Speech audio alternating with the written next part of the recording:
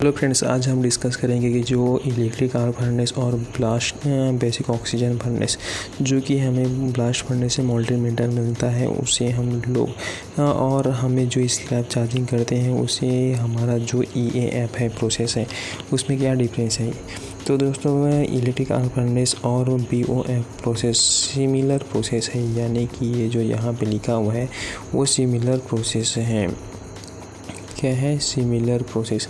तो दोस्तों, ये सिमिलर प्रोसेस कैसा हुआ? दोनों का काम एक ही है, यानी कि दोनों का जो है मोल्टेन मेटल को किस में कन्वर्ट करना है? स्टील में। यानी कि ये दोनों प्रोसेस क्या है? मोल्टेन मेटल से इनवी स्टील में कन्वर्ट करता है, लेकिन दोनों का टेक्नोलॉजी अलग अलग है। यानी कि ये इलेक्ट्रिक आर्क फर्नेस और बेसिक ऑक्सीजन फर्नेस दोनों में अलग अलग प्रोसेस होता है। यानी कि जो मटेरियल है चार्जिंग का वो भी अलग रहता है, और जो केमिकल रिएक्शन होता है वो भी अलग अलग होता है। तो दोस्तों, देखते हैं बेसिक इसमें क्या डिफरेंस रहता है। दोस्तों, बेसिक ऑक्सीजन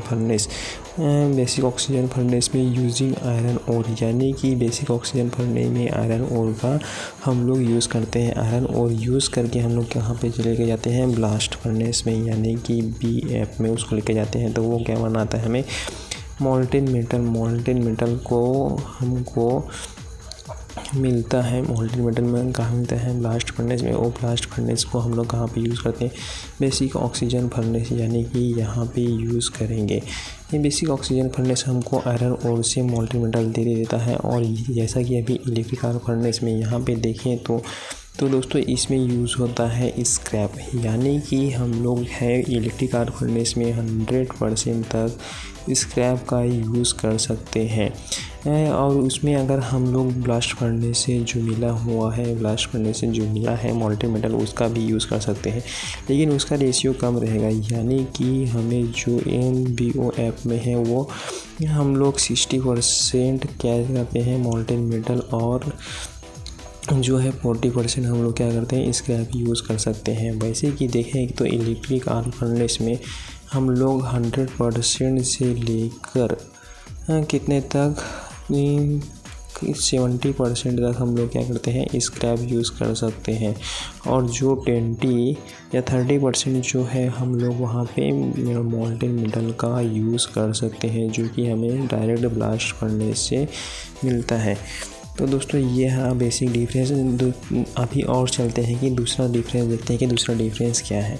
दूसरा डिफरेंस ये है कि जो सेल्फ सफिशिएंट एनर्जी, यानी कि इसमें जो है बेसिक ऑक्सीजन फर्नेस में कौन सा रिएक्शन होता है कि इसमें जो रिएक्शन होता है वो सेल्फ एनर्जी प्रोड्यूस करता है। यानी कि जो मोल्टेन मेटल में हमारा कार्बन रहता है और ऑक्सीजन का हम लोग ब्लोविंग कराते हैं ऑक्सीजन ओपन अर्थ प्रोसेस में, तो उसमें बेसिक ऑक्सीजन अर्थ प्रोसेस में, तो उसमें कार्बन जो है ऑक्सीजन से रिएक्ट करता है और क्या बनाता है? CO। उसी प्रकार अभी देखते हैं कि जो CO रहता है वो एक्सोथर्मिक रिएक्शन प्रोड्यूस करता है, यानी कि C+O। CO ये है एक एक्सोथर्मिक प्रोसेस, जो कि बहुत ही मात्रा में हमें एनर्जी प्रोड्यूस कराता है, जिस एनर्जी का हमें मोल्टेन मेटल को मेल्ट करने में उपयोग किया जाता है।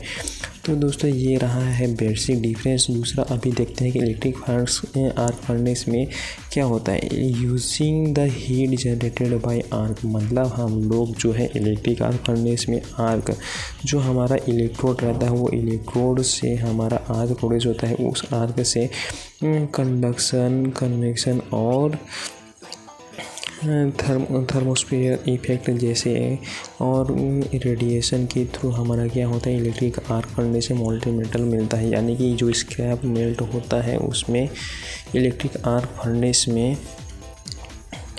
आर्क फर्नेस में जो स्क्रैप यूज़ होता है वो कंडक्शन, कन्वेक्शन और रेडिएशन के थ्रू मेल्ट होता है। यानी कि हमने जो इलेक्ट्रिक एनर्जी दिया है आर्क प्रोड्यूस करने के लिए, वो एक्स्ट्रा एनर्जी है। जैसे कि इसमें हमने मोल्टेन मेटल में ऑक्सीजन का ब्लोइंग करा था, कोई एक्स्ट्रा एनर्जी नहीं दिया था।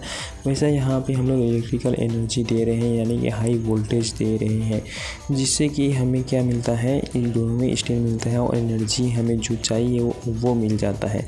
अभी देखते हैं कि तीसरा डिफरेंस क्या है दोस्तों। तो तीसरा डिफरेंस देखते हैं कि ये तीसरा डिफरेंस ये है कि high in capable investment cost, यानी कि हाई इन्वेस्टमेंट कॉस्ट की ज़रूरत होती है, यानी कि इसको हम लोग अगर मेंटेन करना चाहें तो हमें एक्स्ट्रा हीट की एनर्जी को पहले से रीहीट करना पड़ेगा, यानी कि इसका कॉस्ट ज़्यादा है। और दूसरा देखते हैं कि जो EAF वाला रहता है उसमें इन्वेस्टमेंट कॉस्ट बहुत कम रहता है, यानी कि हम लोग इलेक्ट्रिक आर्क फर्नेस को बहुत ही कम टाइम में स्टार्ट कर सकते हैं और उसको ऑफ भी कर सकते हैं।